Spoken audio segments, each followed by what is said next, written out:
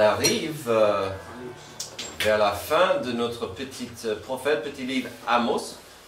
Il ne nous reste que 2-3 messages dans ce petit livre. On a vu ce qu'on appelle simple. Pourquoi c'est... Bon, vous comprenez un peu le titre. Amos lui-même était un homme simple. On a vu, il a donné un peu son CV la semaine dernière. Il était pas juste un berger, mais aussi un agriculteur.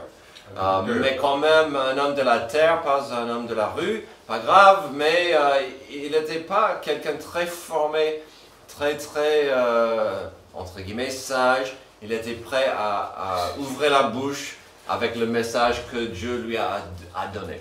Et donc, le message était simple. C'était, voici vos péchés, voici le besoin de la repentance. Si vous continuez comme ça, la justice de Dieu est inévitable. Il faut changer de chemin. La repentance est là. Malheureusement, et on verra ça aujourd'hui, ils ont franchi cette ligne rouge, entre guillemets, et malheureusement, la miséricorde n'était plus possible.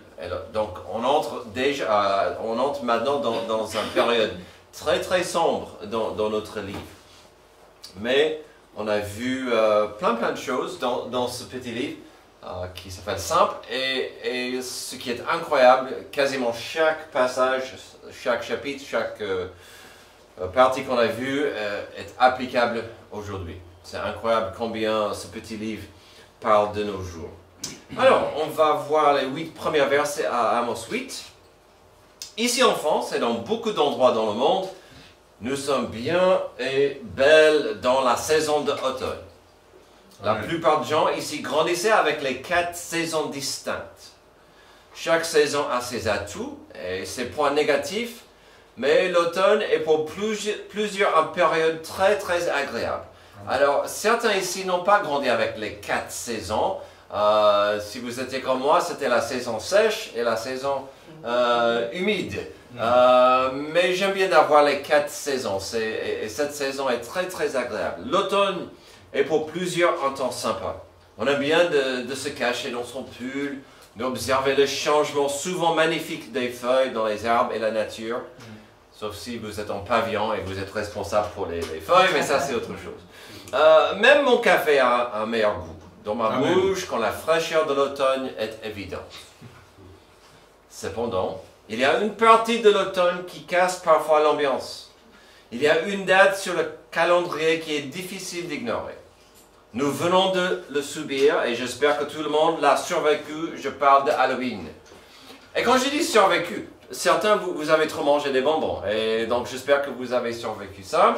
Halloween, la saison d'Halloween, bien que festive pour beaucoup, peut aussi avoir un côté lourd et pesant. Avec le changement de temps un peu brutal, avec des journées plus courtes et des températures plus fraîches, un ciel souvent gris et pas très agréable. Avec Halloween qui approche, l'atmosphère se charge de cette étrange dualité entre la joie de la fête et l'ombre des morts qui rôdent. Les décorations macabres, les costumes grotesques et l'obsession pour l'horreur peuvent être dérangeants parfois. Puis, comme pas mal d'événements sur le calendrier, la fête entre guillemets devient de plus en plus commerciale. Et dans cette surabondance de sucre et de bruit, il peut être difficile de retrouver le charme authentique de l'automne. On a l'automne et puis l'Halloween, c'est un peu, ça casse l'ambiance. Il y a la douceur des soirées tranquilles ou simplement on cherche un peu de paix dans ce tourbillon de consumérisme et de distraction. Puis, avec le soir même de Halloween, soit vous vous barricadez chez vous dans l'obscurité en évitant la porte et les petits monstres à l'extérieur, sauf si vous êtes en appart, donc ça c'est moins problématique.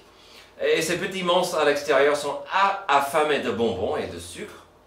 Soit tu vas à la porte chaque fois que ça sonne car on veut éviter un sort.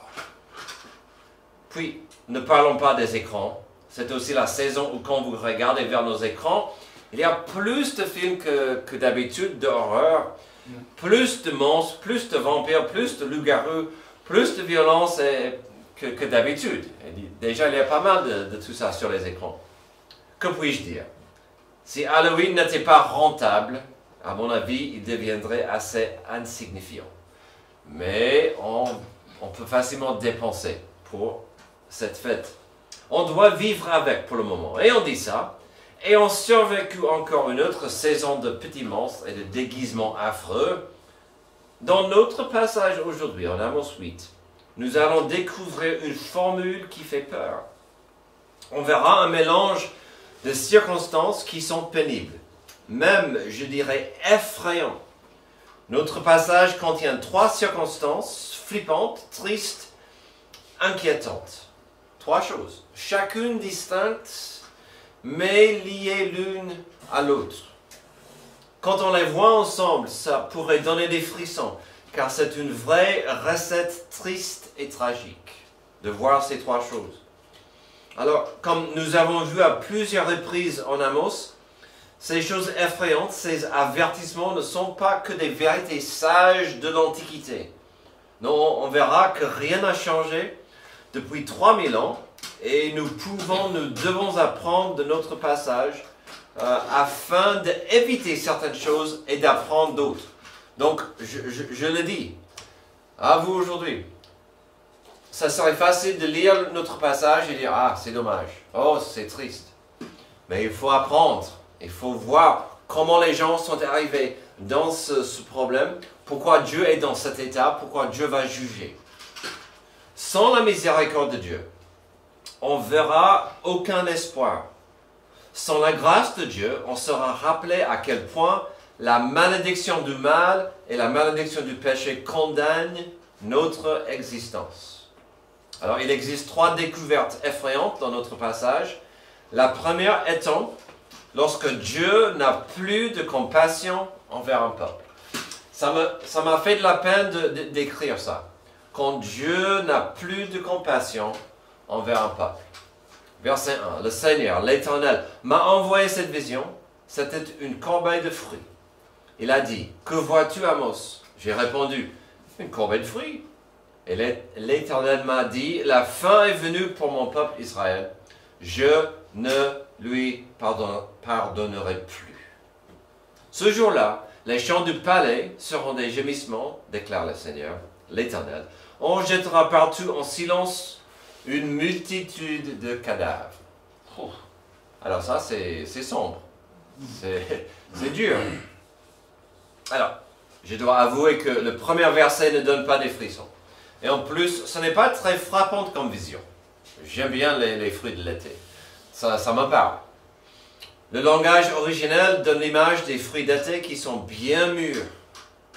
Alors, le verset 1 n'est pas très choquant, mais on voit que c'est très sérieux au verset 2, quand Dieu fera un lien avec le compte à rebours d'Israël avec la corbeille. On a vu, les 2 semaines en arrière, on a vu qu'il y avait ce compte à rebours, et puis c'était trop tard. Ils ont franchi la ligne. Les fruits d'été mûrs sont intéressants, mais souvent éphémères et fragiles. Très éphémères, très fragiles. Il faut les manger vite. Finalement, l'imagerie est moins importante que les paroles de la bouche de Dieu ensuite. Et ce que Dieu va dire ensuite est vraiment inquiétant. Qu'est-ce qu'il dit? La fin est venue pour mon peuple, Israël. Je ne lui pardonnerai plus. Alors, certes, au début de notre livre, au début de la carrière d'Amos, on entendait des messages classiques de cause et effet. Si vous vous souvenez, au chapitre 1, Dieu avait un message pour les Philistins, pour les Édomites, pour pas mal de peuples, y compris les Israélites, et c'était, puisque vous avez fait ceci qui était mal, vous risquez une punition forte. Puisque vous avez écrasé ce peuple, vous allez payer cher. Puisque vous vendez les innocents en esclavage, donc c'était cause et effet. Avec quand même un message de repentance. Tournez vers moi, ce n'est pas trop tard. Mais depuis quelques passages, Dieu ne parle plus de la ligne rouge. Il ne dit « ralentissez-vous », il ne dit plus « répentez-vous ». Oh, j'aime bien de dire « répentez-vous » quand je prêche. Mais là, Dieu ne dit plus « répentez-vous ». C'est trop tard. C'est trop tard et c'est triste. On a constaté que la ligne rouge qui était devant Israël a été dépassée et c'est trop tard. Voici une prise de conscience triste. Voilà une réalité tragique à absorber. Et je dis pour nous, 3000 ans plus tard, de voir que Dieu dit, voilà c'est fait, c'est trop tard pour vous. Alors pensez-y un moment, quand cela arrive, il y a des implications humaines qui valent la peine d'étudier. Si Dieu va dire c'est trop tard, vous êtes allé trop loin, vous avez trop fait, c'est trop tard pour vous, les implications sont profondes. Ça veut dire que des messages de Dieu ont été ignorés. Ça veut dire qu'en principe, il y avait des porte-paroles de Dieu qui ont crié. Ça veut dire que des responsables du peuple ont entendu des messages de Dieu, de repentance, et qu'est-ce qu'ils ont dit? Non merci, ça ne m'intéresse pas. Ça veut dire qu'il y avait que les dirigeants ont échoué sur un niveau incroyable. Puisqu'ils ont entendu, ils ont choisi la puissance, le pognon et le plaisir au lieu d'écouter la sagesse de Dieu. Et donc, au niveau national, ça implique des échecs, mais incroyables.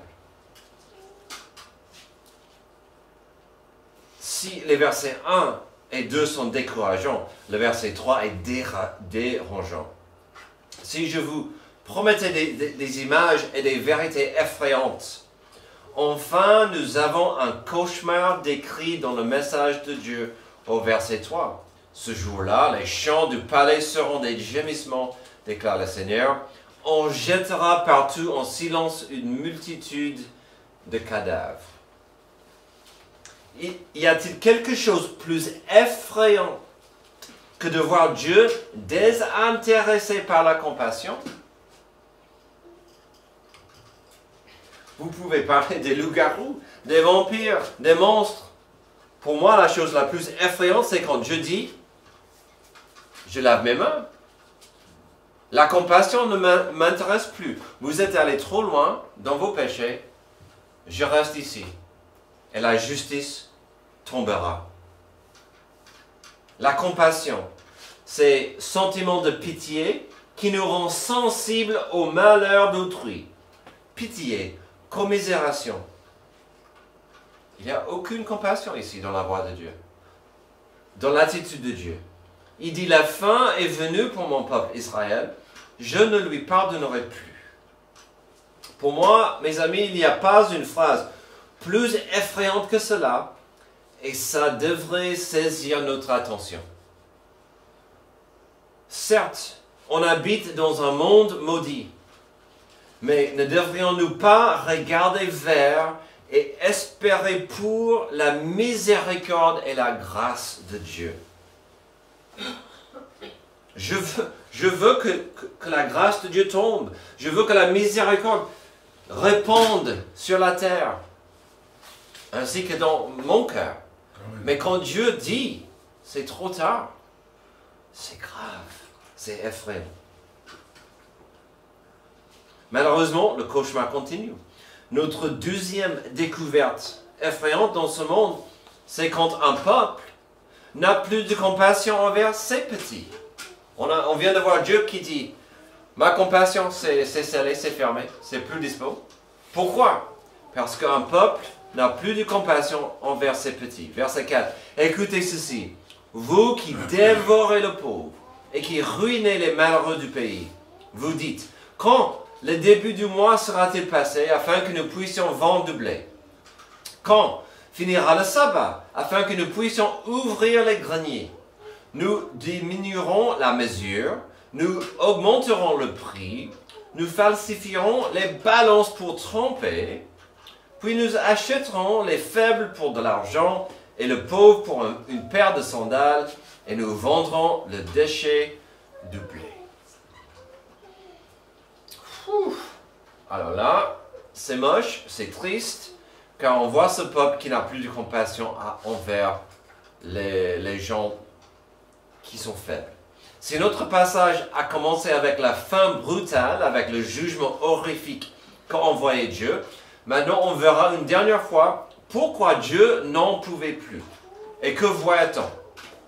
Nous l'avons déjà vu, même à plusieurs reprises ici en Amos, on a vu le problème de l'avarice.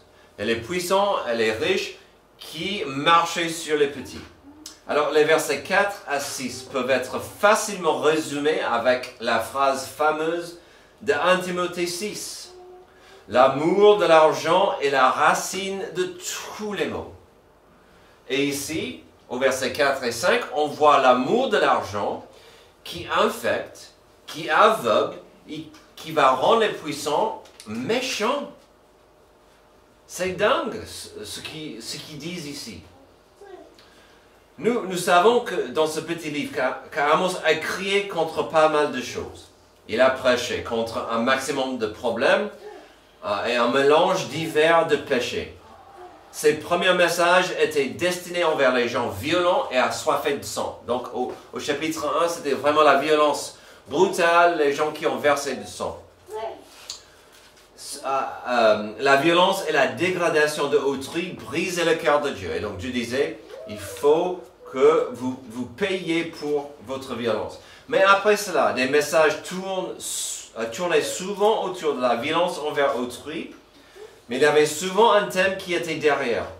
Après un moment, en Amos, message après message, avec prédication après prédication tournait autour de la maltraitance des gens à cause de l'avarice. Et qu'avons-nous dans ce petit passage d'aujourd'hui? Quelle sera la dernière raison donnée au peuple pour la justice inévitable de Dieu? Il n'y a aucune compassion vers les autres, et en plus c'était pour l'avarice et l'amour de l'argent. Les versets 4 à 6 sont infectés complètement par ce mal. D'abord au verset 4, nous voyons tout simplement une contestation de Dieu contre l'attitude globale des gens riches et puissants. Verset 4, écoutez ceci, vous qui dévorez le pauvre et qui ruinez le malheureux du pays. Donc il donne, globalement, voici ce que vous avez fait. Vous êtes en train de ruiner les pauvres, les petits, les gens qui sont faibles. Et après, il va expliquer comment ça se fait. Alors, je ne sais pas pour vous, mais quand un porte-parole, un prédicateur, un prophète commence à lister des péchés très spécifiques, c'est grave ça. Et il dit ça avec beaucoup de détails. Il donne des exemples spécifiques. Découvrons ces exemples et voyons si grandes choses ont changé depuis. Le verset 5 contient énormément de problèmes tristes. Le verset 5, quand le début du mois sera-t-il passé afin que nous puissions vendre du blé? Alors là, il y avait une coutume. C'était basé légèrement sur la loi de Moïse, mais ce n'était pas vraiment une fête spirituelle. C'était une tradition qu'on ne faisait pas du business la dernière jour du mois. À une belle époque, en France par exemple, si vous voulez aller au centre commercial, ça ne se faisait pas un dimanche. Alors, pour moi c'est malheureusement. Bon, aujourd'hui on peut aller au Carré Sénère le dimanche, si ça vous tente. Mais il y avait une époque où le dimanche, en France, on ne pouvait pas aller au supermarché. C'était fermé. La pharmacie aujourd'hui, fermée le dimanche. C'est un peu la même idée. Il ne faut pas que le magasin soit ouvert chaque jour du mois. Et donc ça, c'était la tradition.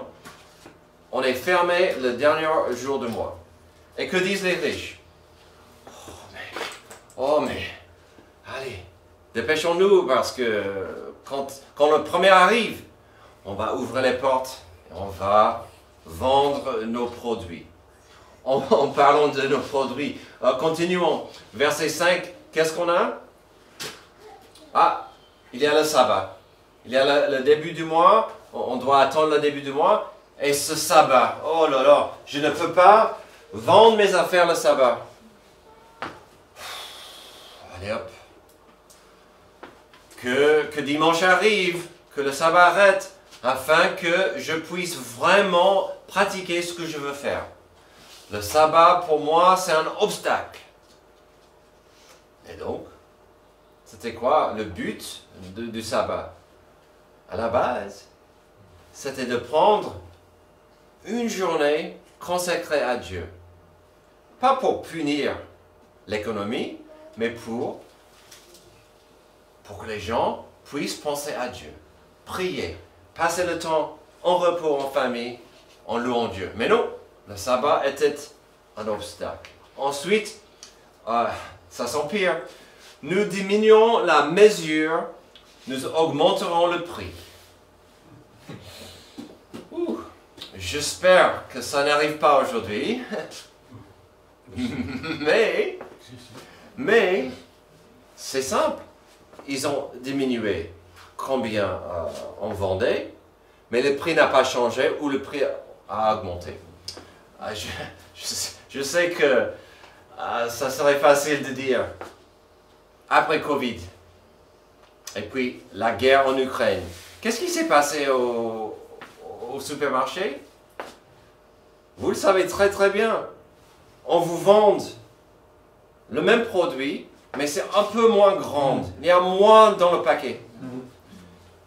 Le prix n'a pas forcément changé, mais vous achetez moins. Et après quelques mois de ça, le prix augmente. Et vous achetez toujours moins. Combien de gens?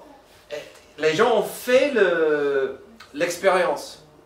Ils ont sauvegardé quand ils ont acheté les choses au supermarché dans le drive. Ils ont gardé un peu les anciennes commandes. Et 2-3 ans plus tard, ils ont dit, et si je refais ça? Même commande, 2-3 ans plus tard, le prix pas doublé, mais a augmenté par plusieurs pourcentages. Donc, je pense que vous comprenez le problème ici. On a tous ce problème de pouvoir d'achat. Combien de fois on entend? Je pouvais remplir mon caddie, et pour un tel prix, aujourd'hui c'est plus faisable. Il faut choisir ce qui va rester. Il faut choisir des plats sans viande, etc. Alors donc là, on voit un peu le problème. Ça n'a pas changé. Ces gens vendaient moins. Il y avait ce problème et le prix augmentait. En plus, c'était quoi? Nous falsifions les balances pour tromper. Encore, ça continue. Ça existe depuis toujours. Souvent, quand je fais le plein de l'essence, j'espère que le produit qui entre est correct. Qui peut vérifier si l'essence qui va dans ma voiture n'est pas diminuée, diluée, n'est pas demi-demi? Je ne peux pas, mais voici ce qui se passait. Mais ça, c'est pour certaines choses, pour la classe moyenne. Là, au verset 6, c'est vraiment une catastrophe. Quelle honte! Puis nous achèterons les faibles pour de l'argent et le pauvre pour une paire de sandales, et nous vendrons le déchet du blé. Donc, la première moitié du 6, c'est grave. On peut acheter les gens, puisqu'ils sont faibles. Ils n'ont pas la capacité de se défendre. On va les vendre en esclavage pour un prix de sandales. On a vu ça il y a 2-3 chapitres de ça. Et nous vendrons le déchet du blé. Ça implique qu'il y a des gens si affamés qui vont acheter le déchet du blé pour en faire du pain. Alors là, c'est vraiment triste. Et Dieu dit, je n'en peux plus. Assez souvent, je parle des 3 P qui font tourner le monde. Le plaisir, le pognon et... Plaisir, pognon et là, qu'est-ce que j'ai? Le pouvoir. Voilà, merci. Ce qui est triste, mais évident ici, c'est que souvent, quand on peut manipuler et maîtriser le pognon et le pouvoir, il y a ceux qui en prennent du plaisir quand ils peuvent le faire. Et à mon avis, c'est là le problème. Les puissants prenaient du plaisir en marchant sur les petits, avec ce pouvoir d'argent. Et quand quelqu'un prend du plaisir en utilisant leur pouvoir et leur prospérité pour marcher sur les petits, le monde va très très mal. Puis n'oublions pas que ce passage est pour nous un exemple classique de ce qui attriste, même irrite Dieu. Ce passage devrait nous obliger à poser des questions sur l'argent. Mon désir de posséder plus, le matérialisme. Puis combien il est facile de voir un objet, d'en convoiter et d'oublier le côté humain qui en est lié. En principe, il faut penser à ceux qui ont fabriqué, qui en vendent. Est-ce qu'ils utilisaient des esclaves? Est-ce que ce que j'achète est bon pour ma famille, pour la planète, pour mon portefeuille? Il est facile d'oublier ces choses quand on est assoiffé de posséder plus. Ici, dans notre passage, nous avons un peuple qui est aveugle au mal fait par l'avarice. Ce mal, cette avarice touche, écrase, même ruine les vies de ce que j'ai appelé les petits. Si 3000 ans plus tard, quelqu'un veut dire, oui, mais je suis contre l'esclavage et l'avarice, moi. Ok?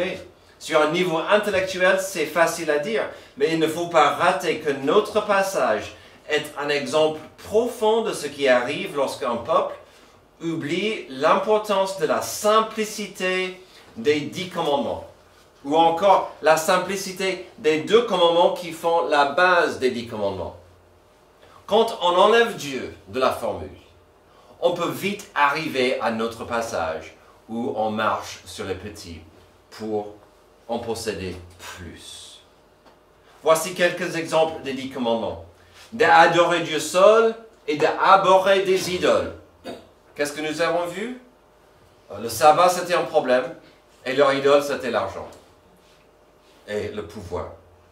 D'autres commandements. De honorer le nom de Dieu et sa présence. Sabbat, problème. C'est quoi mon Dieu? C'est mon puissance, mon plaisir. Ma puissance, mon plaisir. D'autres commandements. De honorer autrui. Commençons avec tes parents. Il n'y a pas beaucoup d'honneur, pas beaucoup de respect dans ce passage. De ne pas tuer ou voler ou de convoiter de autrui.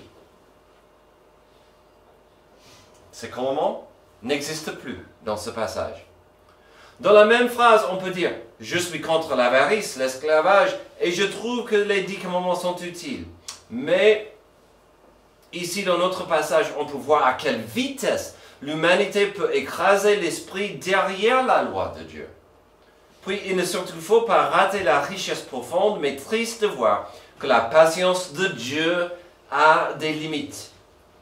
Si on va prétendre d'être des enfants adoptifs de Dieu, nous devrions nous soucier de ce qui attriste Dieu, même le met en colère. Et ce qui met Dieu en colère, c'est quand, dans l'avarice, je suis prêt à marcher sur des gens autour de moi. Car lorsque les 10 commandements sont ignorés, quand les 2 lois qui soutiennent les 10 commandements sont refusées, la méchanceté et le mal aura une voie libre. Les deux lois qui soutiennent les 10, c'est l'amour pour Dieu, l'amour pour son prochain. Quand on ignore ces choses, la voie pour le mal est grande ouverte. Terminons notre passage effrayant. On a vu des dangers graves, quand par exemple Dieu n'a plus de compassion envers un peuple, ou lorsque un peuple n'a plus de compassion envers ses petits. Il n'y a rien de plus effrayant au monde que de découvrir, troisièmement, qu'un peuple n'a pas la capacité d'endurer une punition de Dieu. Verset 7. L'Éternel l'a juré par la gloire de Jacob, je n'oublierai jamais aucun de leurs actes. Le pays, à cause de cela, ne sera-t-il pas ébranlé? Et tous ses habitants ne seront-ils pas dans le deuil?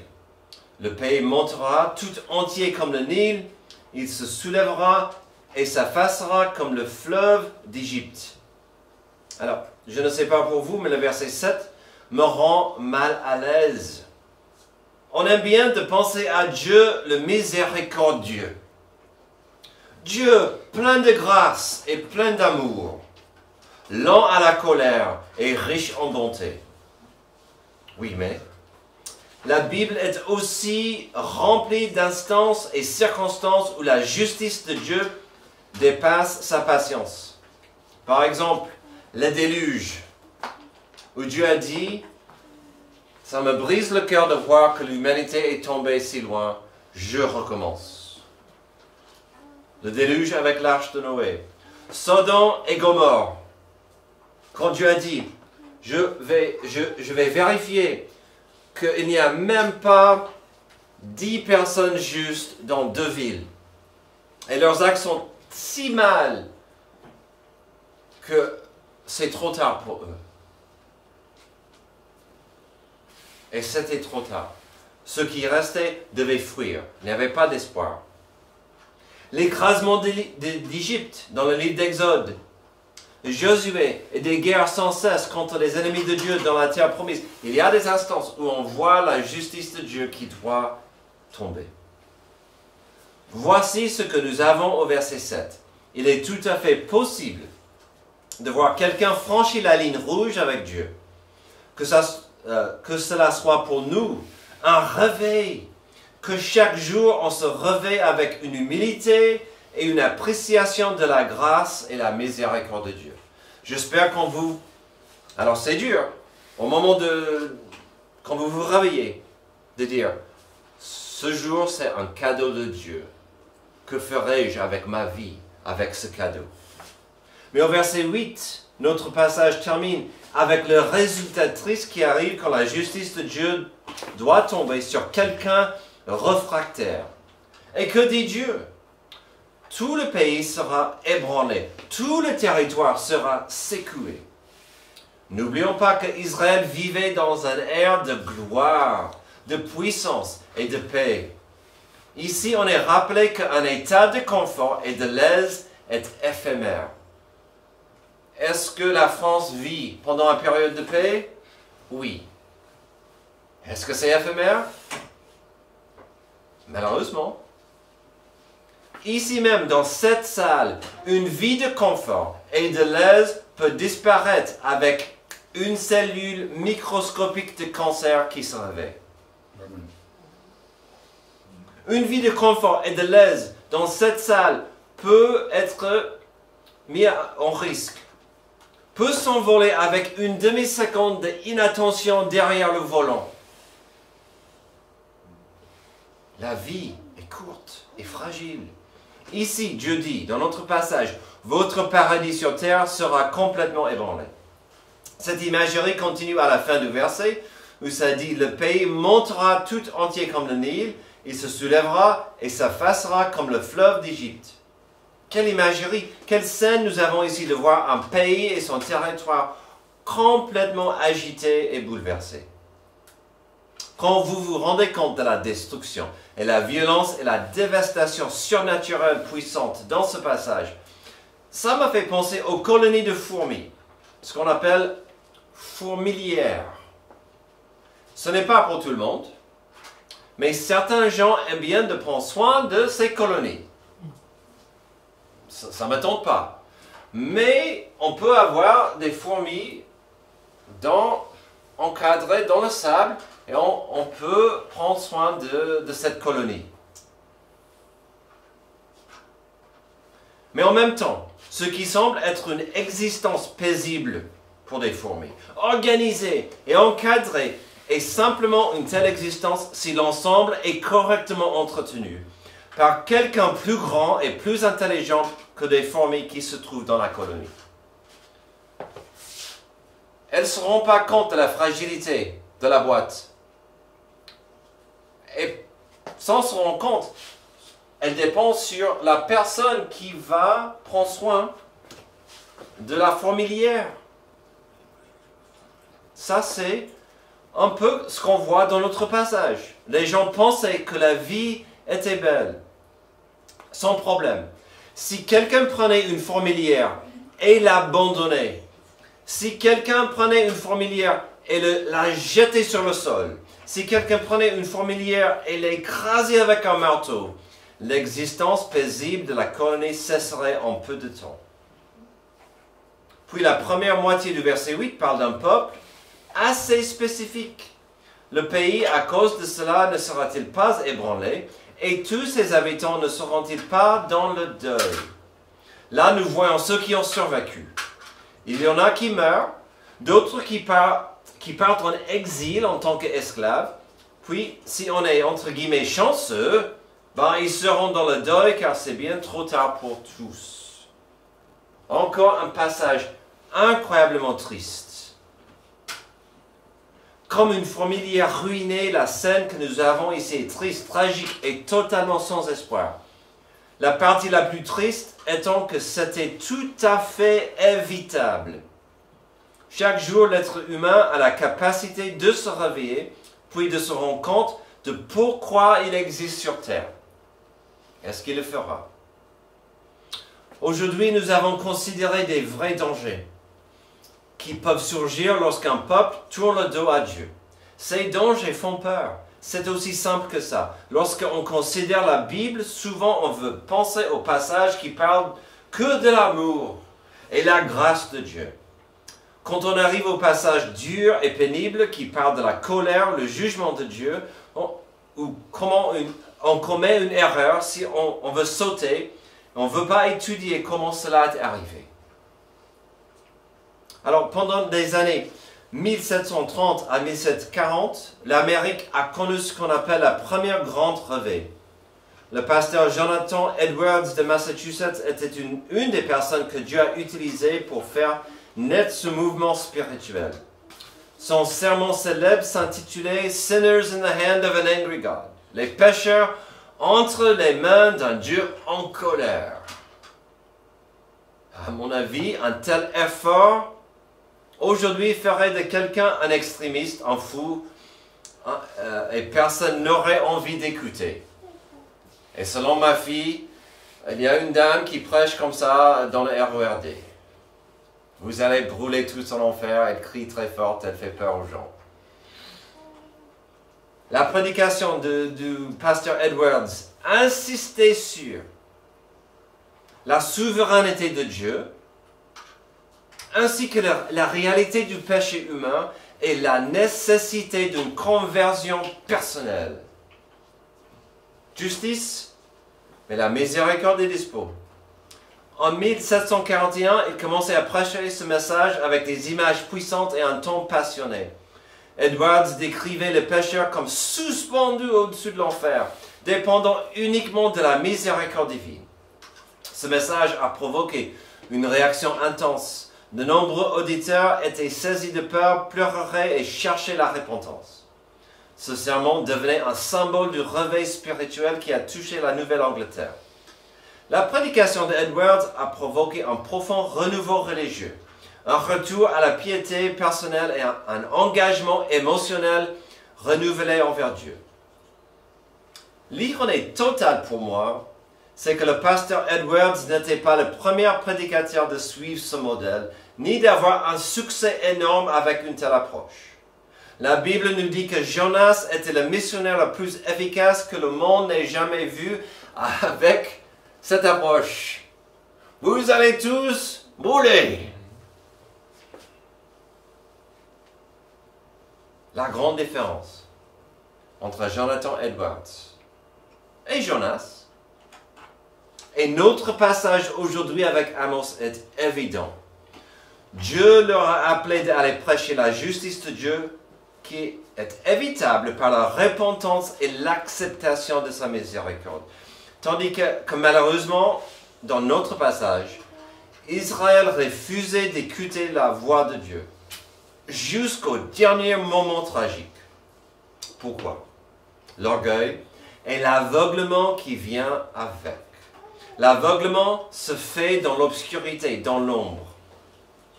Terminons avec ce rappel puissant de la compréhension que nous vivons dans un monde où l'obscurité et la lumière sont en guerre. Amen. Dans quel camp êtes-vous situé dans cette guerre? 2 Corinthiens 4. Ainsi donc, puisque par la bonté de Dieu, nous avons ce ministère, nous ne perdons pas courage. Oh, j'aime bien ce verset. Nous rejetons les actions honteuses qui se font en secret. Nous ne nous conduisons pas avec ruse et nous ne falsifions pas la parole de Dieu. Au contraire, en faisant connaître clairement la vérité, nous nous recommandons à toute conscience d'homme devant Dieu. Si notre évangile est encore voilé, il est pour ceux qui périssent. Pour les incrédules dont le Dieu de ce monde a aveuglé l'intelligence afin qu'ils ne voient pas briller l'éclat que projette l'évangile de la gloire de Christ qui est l'image de Dieu. La vérité est simple. Jésus-Christ, la lumière du monde, est mort à notre place. Mais le monde est aveuglé. Heureusement, le monde n'est pas encore arrivé devant la ligne rouge. Mais nous connaissons tous des gens qui ont besoin de Jésus, le Sauveur. Que nous soyons prêts à briller, à partager, à expliquer la grâce, la miséricorde et la justice de Dieu, ce Dieu si merveilleux. Prions. Merci Dieu pour ce passage triste, ce passage qui fait peur parce qu'il nous rappelle que même toi, tu as des limites. On peut franchir une ligne rouge et recevoir la justice et le jugement. Ça nous rend totalement dépendants sur ta grâce. Ça nous rend reconnaissants pour la miséricorde. Aide-nous à faire le point aujourd'hui de nos cœurs, de comprendre combien tout a payé afin que nous marchions avec toi. C'est dans le nom merveilleux de notre Sauveur Jésus que je prie. Amen. Levez-vous pour notre chant d'appel. C'est le moment de réflexion.